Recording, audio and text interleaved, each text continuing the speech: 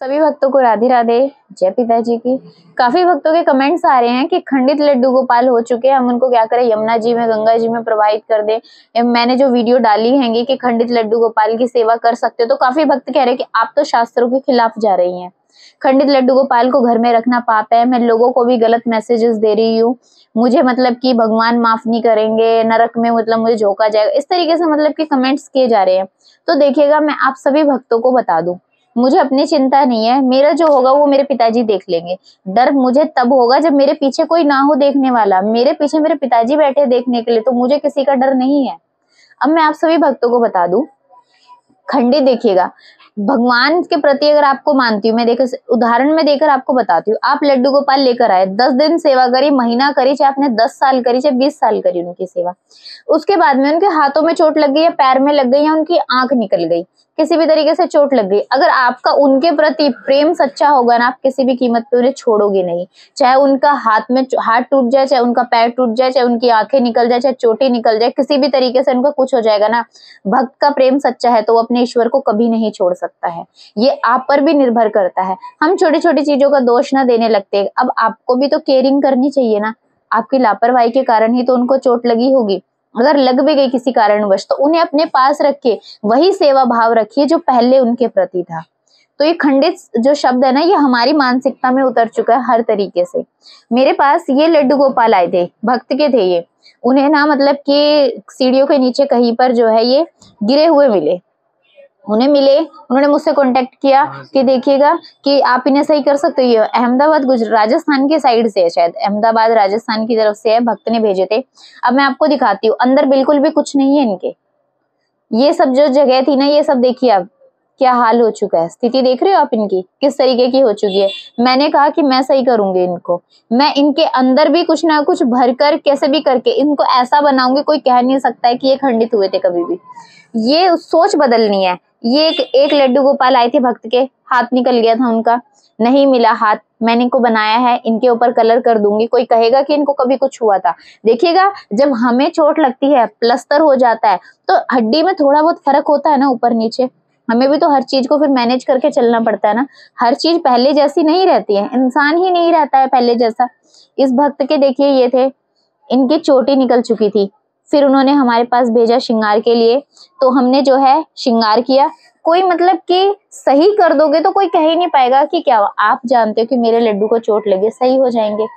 तो लेकिन अब देखिए, मेरा मोक्ष है ये, मेरा मोक्ष, मेरा बच्चा अहमदाबाद से भक्त ने भेजा था इनको, पीपल के पेड़ पे कोई छोड़ गया था मेरे बाबू। कारण क्या था, सिर्फ हाथ। मेरे बाबू को देखिए हाथ बना दिया, मेरे बाबू आराम से बैठा है, मैं सेवा कर रही हूँ, मेरे मन में नहीं है। मेरे घर में जितने भी लड्डू बाबू हैं, कोई ना कोई दिक्कत परेशानी है सबको। मैं जानती हूँ मेरे लड्डू को क्या हुआ है, कोई और देखकर नहीं बता सकता कि मेरे किसी भी लड्डू के चोट लगी है, किसी भी तरीके से नहीं बता सकता है। मेरे मन के अंदर फर्क नहीं है, क्योंकि मैं अपने लड्डू बाबू की सेवा करती हूँ।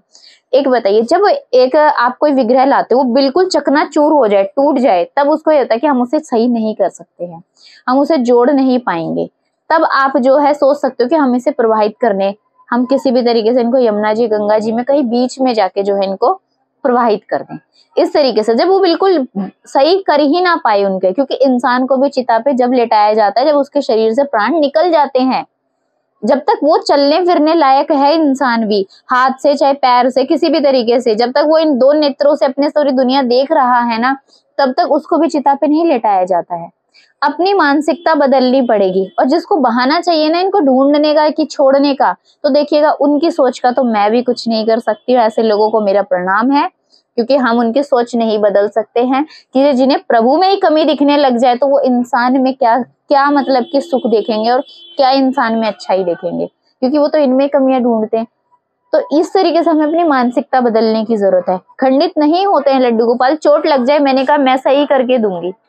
मैं किसी भी तरीके से, कलर भी होता है कि किसी का कोई गोल्डन लड्डू गोपाल लेकर आए, फिर कहता है सिल्वर निकल गए, अब हम क्या करें। तो आप उनको रखिए ना अपने पास में, सेवा कीजिए। रंग से ईश्वर से क्या लेना देना। हमारी चमड़ी है, आज मेरी स्किन है, ये आप देख रहे हो, ये मेरी चमड़ी है, आज सही है, आज से 30 साल बाद, 40 साल बाद इसमें भी झुर्रियां लटकने लग जाएंगी। शरीर मेरा शरीर है जो बिल्कुल ऐसे ही बना रहे, नहीं रह सकता ना।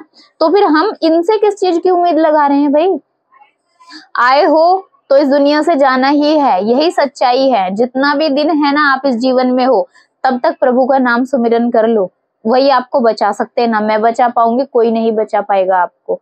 कोई किसी में सामर्थ्य नहीं है आपको बचाने का, ईश्वर ही बचा सकता है। इसलिए रंग का भेद, हाथ पैर में चोट लगने का भेद, इन सबको भूल जाइए और सेवा में ध्यान दीजिए। बस मैं यही कहना चाहूंगी सभी भक्तों को, हाथ जोड़कर मेरी विनती है, अपने लड्डू गोपाल को मत छोड़ो, उनकी सेवा करो, जितना भी हो सके। मंदिर में मत छोड़ो, आप लोगों से नहीं सेवा होती, किसी भी भक्त को दो, जो सेवा कर सकते हैं उनको दो।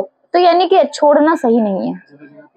जगह जगह पेड़ के नीचे, पीपल के पेड़ के नीचे, नीम के रोड तक पे भी छोड़ा हुआ है लड्डू गोपालों को, यानी कि तो यानी कि इस तरीके से जो है ना, हमारा जो हम जिस तरीके का मैसेज देना चाहते हैं धार्मिक, वो मैसेज नहीं पहुंच सकता लोगों को, क्योंकि हम खुद ही गिराने लग रहे हैं अपने धर्म को। तो हमें क्या करना है, इन सब चीजों से, सोच से बाहर निकलना है और सेवा पे ध्यान दीजिए। सभी को राधे राधे, जय पिताजी।